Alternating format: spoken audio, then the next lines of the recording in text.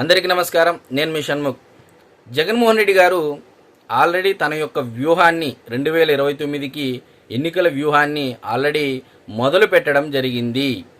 మరి జగన్మోహన్ రెడ్డి గారు ఎప్పుడు చెప్తా ఉంటారు, కులం చూడం, మతం చూడం, ప్రాంతం చూడం. కానీ 2029 ఎన్నికల వ్యూహం ఈ ఒక్క నానుడిలోనే ఉంది అనేది మీరందరూ గమనించగలరని చెప్పేసి నేను చెప్తా ఉన్నా.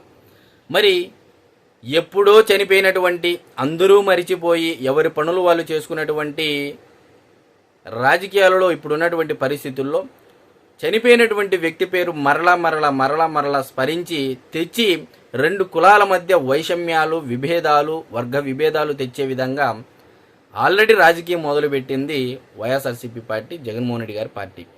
మరి ఏంటి అంటే మొదట్లో భాగంగా కులం చూడం.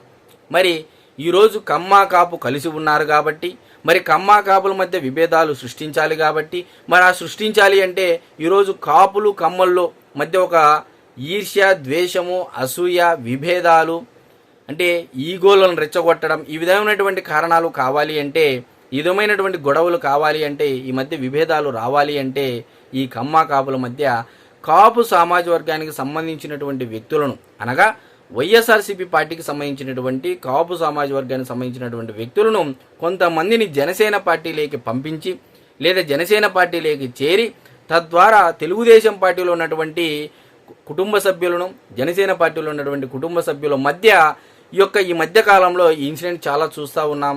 రీసెంట్గా కూడా పిఠాపురంలో జరిగింది. మరి అదేవిధంగా చాలా చోట్ల కూడా, చాలా నియోజకవర్గాల్లో కూడా ఇదే పరిస్థితి నెలకొంది. వైసీపీ నుంచి వచ్చినటువంటి వాళ్ళు అటు జనసేనలోను చేరి, ఇటు తెలుగుదేశం పార్టీలోను కూడా కొంతమంది చేరి వీళ్ళ రెచ్చగొట్టే ధోరణితో అవతలున్నటువంటి పార్టీ వారిని, కార్యకర్తలను రెచ్చగొట్టడం జరుగుతూ ఉంది. మరి ఈ విషయంలో మరి ఇది దొరికిందే తడవుగా ఈ ఇన్సిడెంట్స్ని తీసుకొని లేని ఉన్నవి అభూత కల్పనలు క్రియేట్ చేసి కొన్ని వేల సోషల్ మీడియా పోస్టుల ద్వారా మీమ్స్ పేజీలు, ఇన్ఫ్లుయెన్సర్లు, పాడ్కాస్టర్లు, స్టాండప్ కామెడీల వేదికగా ఈ విభేదాలు ఈ విధంగా వస్తున్నాయనేటువంటి దిశగా వేగంగా అడుగులు వేస్తూ సరే వైఎస్సీపీ సోషల్ మీడియా కూడా ముందుకు వెళ్తూ ఉంది. ఇది కులం చూడం. సో వచ్చే ఎలక్షన్ నాటికి, 2029 ఎన్నికల నాటికి ప్రధానమైనటువంటి కులం చూడమంటే కులాన్ని మాత్రమే చూస్తాం.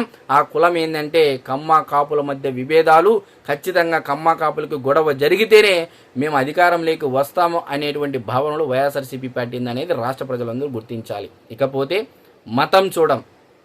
మీరు బాగా గమనించండి, జగన్మోహన్ రెడ్డి గారు ఈ మధ్య హిందూ దేవాలయాలను వెళ్తూ ఉన్నారు. ఆల్రెడీ హిందువులను నమ్మించేటువంటి పరిస్థితికి వచ్చేశారు. ఎక్కడంటే పులివెందుల పర్యటనలో రీసెంట్గా 2 పర్యటనలు హిందూ దేవాలయాలకు వెళ్ళడం జరిగింది. జగన్మోహన్ రెడ్డి గారు అధికారంలో ఉన్నప్పుడు కనీసం ఒక్క చూపు కూడా, కన్ను రెప్పపాటు కూడా చూడనటువంటి వ్యక్తి నేడు అధికారం పోయిన వెంటనే ఇప్పటికి 2 పర్యాయాలు పర్యటన చేస్తే పులివెందుల నియోజకవర్గానికి వేంపల్లి మండలంలో ఉన్నటువంటి నందిపల్లె గ్రామంలో కొత్త శివాలయాన్ని నిర్మిస్తే అక్కడ కూడా వెళ్ళి యజ్ఞం చేయడం జరిగింది. దాని తర్వాత 2వ పర్యటన చేసినప్పుడు లింగాల మండలంలో ఉన్నటువంటి ఇప్పట్ల గ్రామంలో కూడా శివాలయానికి చెప్పులు వదిలి కాలినడకన, అంటే బండల మీద నడవడం జరిగింది ఎండ పొద్దున.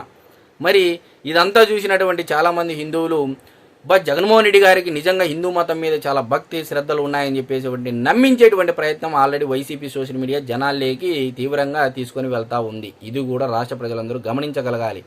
మరి గతంలో స్వరూపానందేంద్ర సరస్వతి గారు గంగానదిలో ముంచి తేల్చి హిందువుగా మార్చిన మరి హిందువుల యొక్క గుడులు ధ్వంసమైనది జగన్మోహన్ రెడ్డి గారి హయాంలో ఏ స్థాయిలో ధ్వంసమైనది కూడా రాష్ట్ర ప్రజలను గుర్తించాలి. రథాలు తగలబెట్టారు, విగ్రహాలు ధ్వంసం చేశారు. విజయవాడ కనకదుర్గమ్మ ఆలయంలో ఉన్నటువంటి వెండి రథాలు, వెండి చక్రాలు మాయమయ్యాయి. తిరుపతిలో, తిరుమలలో మొత్తం అంతా దోపిడీ, హిందువుల ఆలయాల మీద పడి దోపిడీ చేయడం జరిగింది.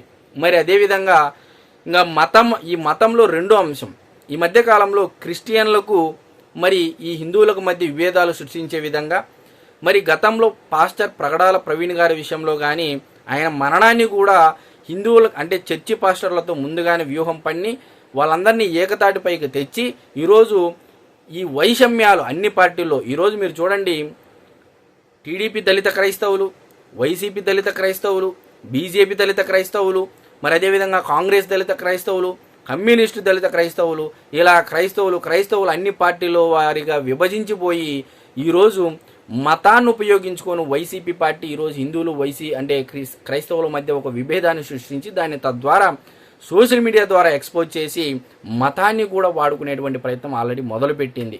ఇకపోతే ప్రాంతం, ఈరోజు మీరు చూడండి, ఉత్తరాంధ్ర, అమరావతి, రాయలసీమ. మరి ఉత్తరాంధ్ర, కోస్తాంధ్ర, రాయలసీమ. ఉత్తరాంధ్రకు పెట్టుబడులు వస్తున్నాయి, రాయలసీమకు కూడా పెట్టుబడులు పోతున్నాయి. మావిగన్ అనేటువంటి పేరుతో ఈరోజు కూటమి ప్రభుత్వం పైన కూడా కొంతమంది వైసీపీలో పార్టీ నుంచి వచ్చి ఇక్కడ చేరినటువంటి కోవట్టులు ఎవరైతే కొంతమంది ఉన్నారో రాజధాని ప్రాంతం పైన నిత్యం విషం చిమ్ముతూ ఉత్తరాంధ్ర కోస్తాంధ్ర మధ్య విభేదాలు సృష్టించే విధంగా, అదేవిధంగా అమరావతి రాయలసీమ మధ్య విభేదాలు సృష్టించే విధంగా కూడా విపరీతంగా ఈ ఇన్ఫ్లుయెన్సర్లు, పాడ్కాస్టర్లు, స్టాండప్ కామెడీల వేదికగా వ్యక్తిత్వ హననాలకు పాల్పడుతూ ఆ ప్రాంతాల యొక్క వ్యక్తిత్వ హననాలకు పాల్పడుతూ కూడా ఈరోజు చేయడం జరుగుతూ ఉంది. అదేవిధంగా తెలంగాణలో ఉన్నటువంటి కొంతమంది పెయిడ్ మేధావులతో కూడా ఆంధ్రప్రదేశ్లో ఉన్నటువంటి ఆంధ్ర ప్రాంతం పైన విషం చిమ్మేటువంటి ప్రయత్నం ఆల్రెడీ మొదలు పెట్టేసింది వైసీపీ పార్టీ. సో ఈ మధ్యకాలంలో మీరందరూ గమనించారు, రాయలసీమ ప్రాంతానికి సంబంధించి జగన్మోహన్ రెడ్డి గారు అధికారంలో ఉన్నప్పుడు చుక్క నీరు ఇవ్వనైనటువంటి జగన్మోహన్ రెడ్డి గారు ఈరోజు రాయలసీమకు అన్యాయం జరిగిపోతూ ఉందని చెప్పేసి ఈ రాయలసీమ ఎత్తిపోతలం పథకం పైన జిల్లాల వారీగా సభలు పెడతా వస్తూ ఉన్నారు, గ్రేటర్ రాయలసీమ అని చెప్పేసి. మరి రాయలసీమ మేధావుల ఫోరం కానీ, మేధావుల ఫోరం అధ్యక్షులు కానీ, రైతు సంఘం అధ్యక్షుడు కానీ ఎవరు చూసినా ఒక సామాజిక వర్గానికి సంబంధించినటువంటి వ్యక్తులే ఉంటారు.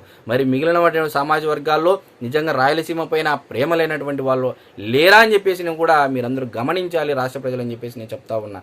కాబట్టి కులం చూడం, మతం చూడం, ప్రాంతం చూడం అంటే రాబోయే రోజుల్లో 2029 ఎన్నికలకి ఇదే ప్రధాన ఎజెండాగా జగన్మోహన్ రెడ్డి గారు పెట్టుకోవడం జరిగింది. ఆల్రెడీ సోషల్ మీడియాలో వాళ్ళు దీన్ని తీసుకొని వెళ్ళే విధంగా కులాలు, మతాలు, ప్రాంతాల మధ్య విభేదాలు, వైషమ్యాలు, వర్గ విభేదాలు వచ్చేటువంటి విధంగా రాబోయే రోజుల్లో ఇంకా చాలా చూడాల్సి వస్తుంది. మరి మీరందరూ అతి ముఖ్యంగా గమనించుకోగలరని చెప్పేసి నేను మీడియా ముఖంగా కోరుకుంటూ అందరికీ నమస్కారం.